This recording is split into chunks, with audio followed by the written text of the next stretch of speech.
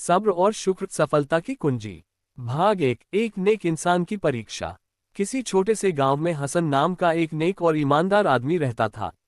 वह हमेशा अल्लाह पर भरोसा रखता और उसकी दी हुई हर नेमत के लिए शुक्र अदा करता। हसन एक किसान था जो अपनी जमीन पर मेहनत करता और अल्लाह की दी हुई रोजी में संतुष्ट रहता। एक दिन अचानक तेज बारिश और तूफान आया जिससे उसकी सारी फसल बर्बाद हो गई। उसकी महीनों की मेहनत पानी में बह गई। गांव के लोग उसके पास आए और दुख जताने लगे। कुछ ने कहा, हसन, अब तुम क्या करोगे? तुम्हारी सारी मेहनत बेकार चली गई। हसन हल्की मुस्कान के साथ बोला, यह अल्लाह की मर्जी है। मैं सब्र करूंगा और उसी से मदद मांगूंगा। यकीनन वह मेरे लिए कुछ बेहतर करेगा। भाग 2 मुश्किलों में सब्र। अगले कुछ महीने हसन के लिए बहुत कठिन थे। खाने पीने के साधन कम हो गए, लेकिन उसने कभी शिकायत नहीं की। हर सुबह फजर की नमाज के बाद वह अल्लाह से दुआ करता और कहता, ए अल्लाह, मुझे सब्र अता फरमा और मेरी मुश्किलें आसान कर। गांव के कुछ लोग उसकी इस हिम्मत को देखकर हैरान थे तो कुछ उसकी अडिग आस्था से प्रेरित हो गए। भाग 3 अल्लाह की रहमत। कुछ महीनों बाद एक अमीर व्यापारी गांव में आया जो उपजाऊ जमीन खरीदना चाहता था।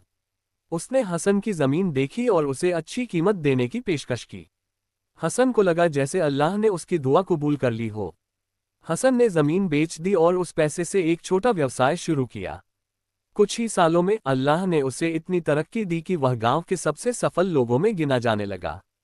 एक दिन वही लोग जो पहले उसकी परीक्षा पर सवाल कर रहे थे उसके पास आए और बोले, हसन, तुमने इतनी मुश्किलों के बावजूद शिकायत क्यों नहीं की? हसन मुस्कुराया और बोला, अल्लाह फरमाता है, बेशक अल्लाह सब्र करने वालों के साथ है।